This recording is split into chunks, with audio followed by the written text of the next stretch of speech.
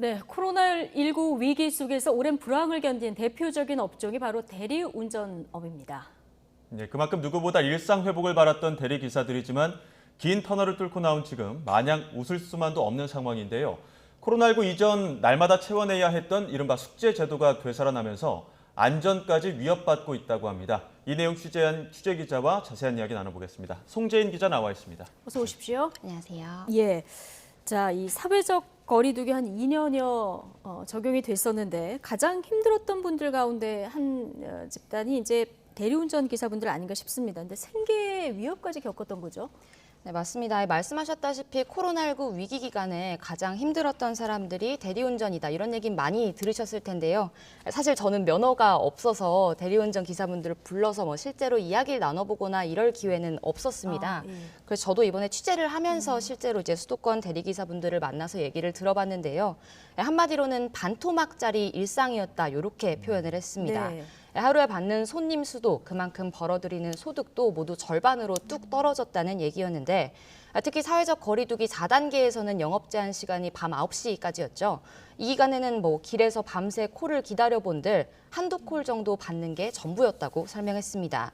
지난해 YTN 취재진이 만난 한 대리기사 역시 같은 상황을 전했었는데요. 먼저 듣고 오시죠. 4단계 이전일 때는 그래도 한 4개, 5개는 샀어요. 프로그램 비용에다가 관리비는 계속 똑같이 나가는 상태고, 그래서 일을 해야 되나 말아야 되나 그것도 고민이고. 실제 정부 역시도 그동안 상황이 심각하다는 판단 아래 여러 차례 추경을 편성하면서 5차례에 걸쳐 대리운전 기사들에게 지원금을 지급하기도 했습니다. 다만 생계난을 견디지 못한 대리기사들의 이탈을 막지는 못했습니다. 공식적으로 집계된 수치는 없지만 노조 측에서는 지역별로 편차가 좀 있긴 하지만 30%에서 50% 정도 대리운전 기사 수가 줄어든 것으로 보고 있습니다. 한마디로 코로나19 위기에 대리운전업 자체도 반토막이 났다 이렇게 표현해 볼 수도 있을 것 같습니다. 700여일 긴 시간 동안 반토막짜리 일상으로 버텨왔었는데 지금은 조금 온전한 일상으로 돌아온 겁니까? 네, 제가 만난 대리기사분들 해주신 말 중에 기억에 남는 게 콜이 다시 터지기 시작했다 이렇게 예. 말을 하시더라고요. 네. 길에서 아무리 밤을 지새워도 깜깜무소식이던 콜이 이제는 자정 이후에도 뜨기 시작하면서 출근길에 나서는 발걸음도 조금 가벼워졌다 이렇게 말을 했습니다. 예.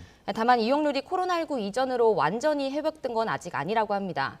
저만 해도 사실 영업시간 제한 시간이 좀 그 기간이 오래되다 보니까 습관적으로 저녁 자리를 좀 일찍 마치는 게 자연스러워졌거든요. 예. 이런 게 시민들 사이에 일종의 패턴으로 굳어지다 보니까 아직은 대리운전 수요가 크게 늘지는 않았다는 게 노조의 설명입니다.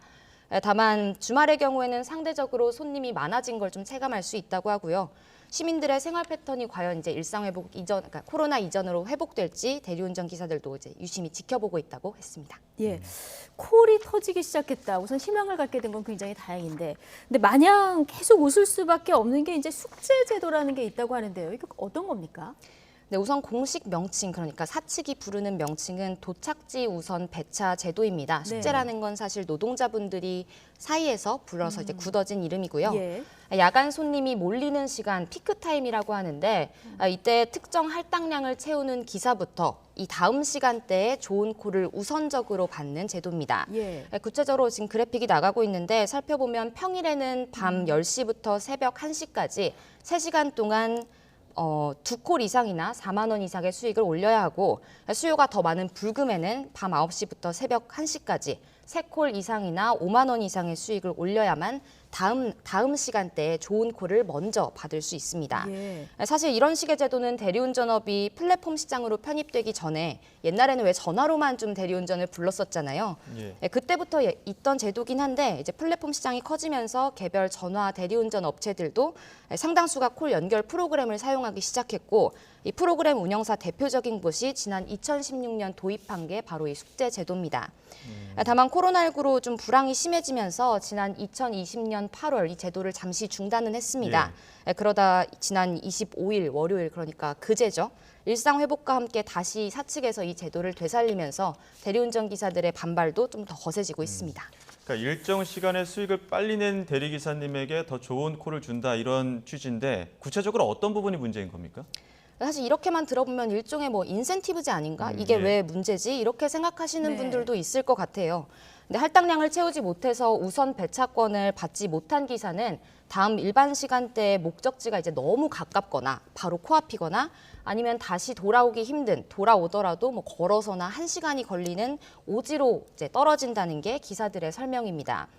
숙제를 채우지 못한 날은 이렇게 되다 보니까 사실상 뭐 영업은 접어야 한다, 물 건너간 걸로 봐야 한다 이렇게 설명을 했는데요. 그러다 보니까 이제 주어진 피크타임 3시간 혹은 4시간 안에 할당량을 채우려면 무리하게 운전을 해서 뭐 이동을 하거나 그러다가 사고를 당하는 경우도 많다고 합니다. 지난 2019년 그러니까 숙제가 아직 운영될 당시에 실제 사고를 당했던 대리기사분을 만나봤는데요. 먼저 만난 발언 듣고 오시죠. 마지막 숙제를 이제 하려고 급하게 이제 코를 잡고 손님을 만나러 이동 중에 그 급한 마음에 편도 2차선 중앙 그 분리대 없는 도로에서 이제 킥보드를 타고 제가 급한 마음에 이제 돌아서 가고 신호를 지키면 시간이 촉박할 것 같아서 나도 모르게 이제 어두운 밤에 중앙선을 이제 분명히 차가 안 보이길래 중앙선을 넘었는데 갑자기 중앙선을 넘는과 동시에 이제 차가 와가지고 이제 차하고 부닥친 사고가 났어요. 실제 이분 만나보니까 오른손에 흉터가 아직 선명하게 남아 있더라고요. 가끔 예. 시큰거린다고 말씀도 하셨고요. 이 대리기사분이 계속 강조했던 게 물론 뭐 사고가 난 데 대해서는 스스로 책임져야 하는 행동이다. 옳다고만은 할 수 없다. 하지만 그 순간에 이 코를 안 잡으면 끝난다. 오늘 영업은 이걸로 끝내야 한다. 따라서 꼭 잡아야만 한다. 이런 생각에만 사로잡히게 하는 이 제도 자체도 한 번쯤 돌아볼 필요가 있지 않냐 이렇게 강조를 했습니다. 실제로 피크타임 콜을 잡다가 예기치 못한 사고를 당한 경우가 많다고 하는데요.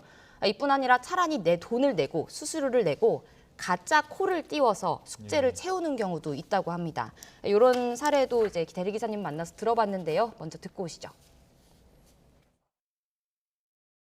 사무실에 전화해가지고 얘기를 해줘요. 그렇게 숙제를 못했으니까 그 콜을 하나 띄워라. 그러면 그 기사만 잡게끔 해줘요. 그러면 수수료만 빠져나가는 거예요. 쉽게 말하면.